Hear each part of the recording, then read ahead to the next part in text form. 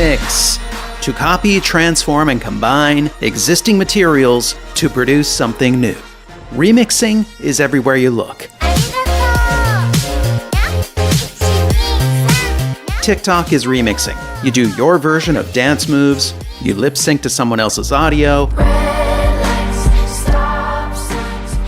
you duet, literally. Soon may the weatherman come to bring us sugar and tea and rum. One day when the tonguing is done, we'll take our leave and go. Memes are remixing. You take a photo, you repurpose it, then someone else tries it, then there's a flood of everyone trying out combinations, including remixing other memes. When you take something old and use it in something new, that's remixing. It might seem like just copying, but it's actually something much more. Remixing can empower you to be more creative. Dancing in my room, swaying my feet. Remixing allows us to make music without playing instruments, to create software without coding, to create bigger and more complex ideas out of smaller and simpler ideas. You don't need expensive tools to remix, you don't need a distributor, you don't even need skills or good judgment. Everybody can remix, and everybody does. From our songs and games and movies and memes, to how we train computers to create, to the way we make sense of reality, to the evolution of life itself, everything is definitely a remix.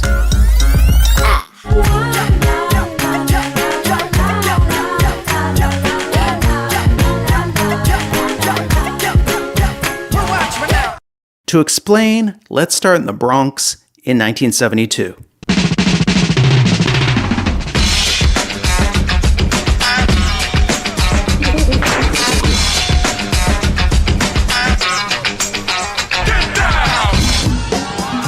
In the early 70s in New York City, a new technique for creating music starts to form. At parties, DJs are looping the dancers' favorite parts of songs.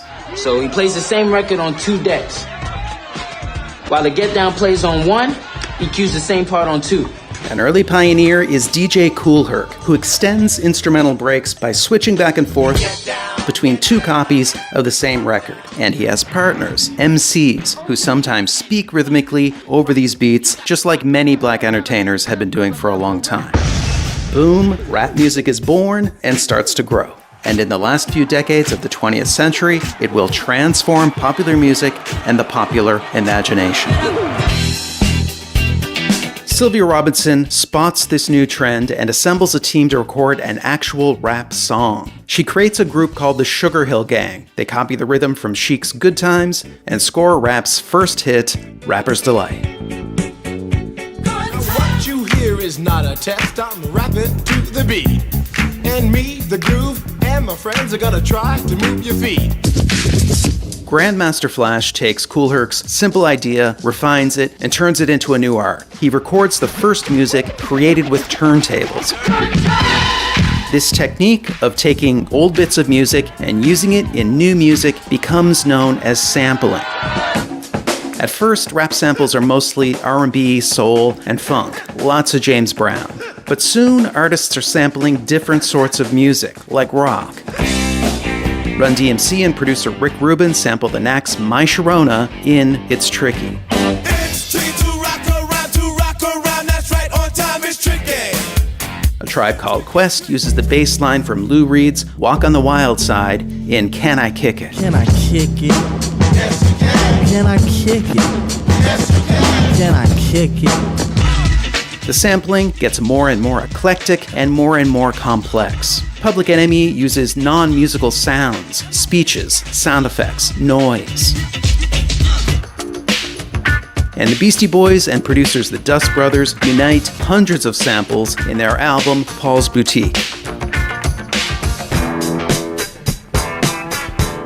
Sampling spreads outside hip-hop into some of the biggest pop hits. Sly and the Family Stone gets sampled in Janet Jackson's Rhythm Nation.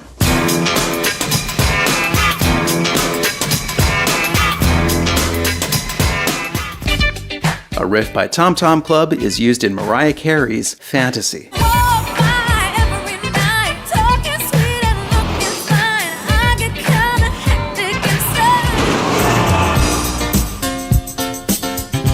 The group Len samples a long-forgotten disco hit by Andrea True Connection in Steal My Sunshine. I was lying on the grass of Sunday morning of last week, indulging in my self-defeat. And Britney Spears' Toxic uses a highly modified sample from an 80s Bollywood musical.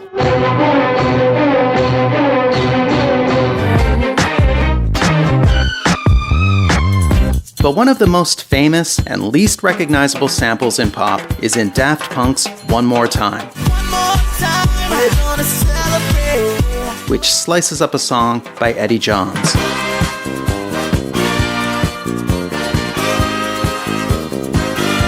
Firstly, 3 parts are isolated. Then the song gets slowed down. The second part then loops 3 times, then the first part plays once. This little sequence then loops 2 more times, then the third part loops 7.5 times, then the first part plays. This whole sequence loops throughout the song. Eddie Johns' song becomes a Daft Punk song by just chopping it up, stretching it, and rearranging the parts. Sampling reached its pinnacle with the Avalanche's album Since I Left You, which merges perhaps thousands of samples into a swirl of sound unlike anything else. That boy needs therapy. Psychosomatic. The album is layered together from distorted bits of obscure songs, sketch comedy, and movie dialogue. It is the opinion of the entire staff that Dexter is criminally insane. The title track loops and speeds up a variety of forgotten songs from the 60s and 70s, then slices up, pitch shifts, and rearranges a vocal into an entirely new melody. Since I met you, I found the world so new. Since I met you, I found the world so new. And finally, sampling leaves behind the 20th century and the world of CDs and vinyl and physical media and takes to an explosively growing new medium, the internet. Greg Gillis's project Girl Talk challenges the entire concept of musical ownership with a series of flagrantly illegal mashup albums that can be downloaded for free. Each song is composed entirely of uncleared samples by popular artists.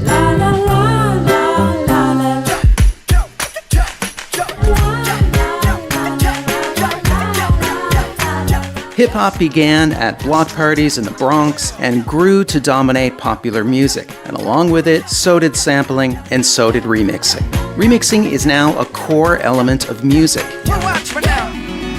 Even when artists aren't remixing, they're often curating and manipulating sound in a similar kind of way. But remixing didn't begin with hip-hop. Earlier musicians were remixing too. They couldn't sample, but they could still copy. Just like rap is a remix, so is rock. To explain, let's travel to England in 1968.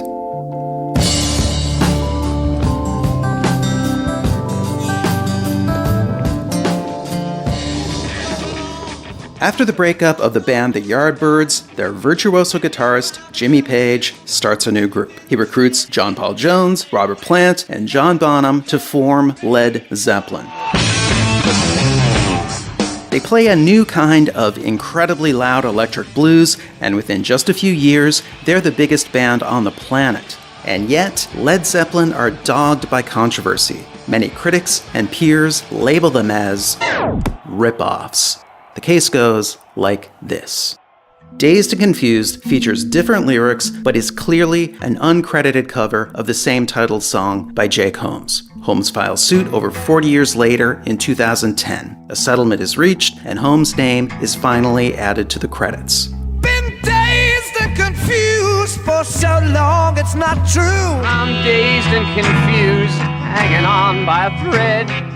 The iconic guitar riff of Whole Lotta Love is the creation of Jimmy Page, but Robert Plant lifts some of the lyrics from Willie Dixon's You Need Love. Way down inside, honey, you need it. Way down inside, woman, you need love. Woman, you need... The Lemon Song is also mostly a Zeppelin original, but includes more copied lyrics, this time from Howlin' Wolf's Killin' Floor. I should have quit you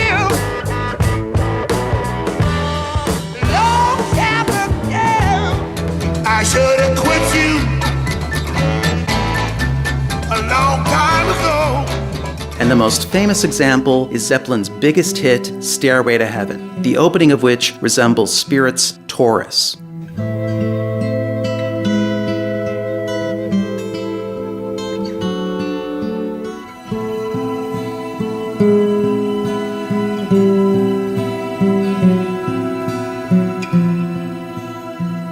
A battle is waged in court for years, and Zeppelin finally prevails in 2020, when the song is found to not infringe copyright.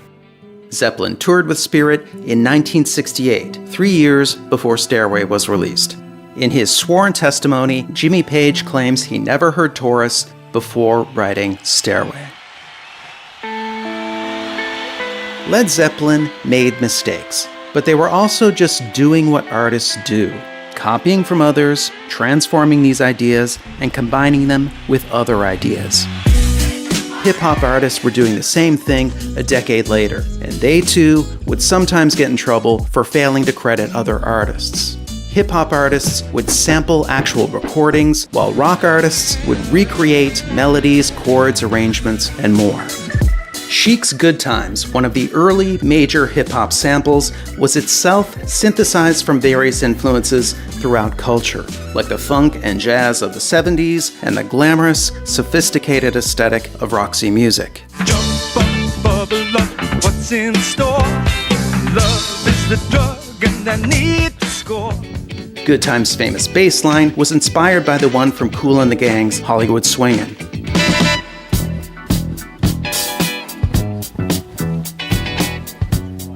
This is a song I wish I had written. So what do? I go, well, damn, if I wrote Hollywood Swingin', it would go like this. And then I write Good Times. That goes, and I stay on that note.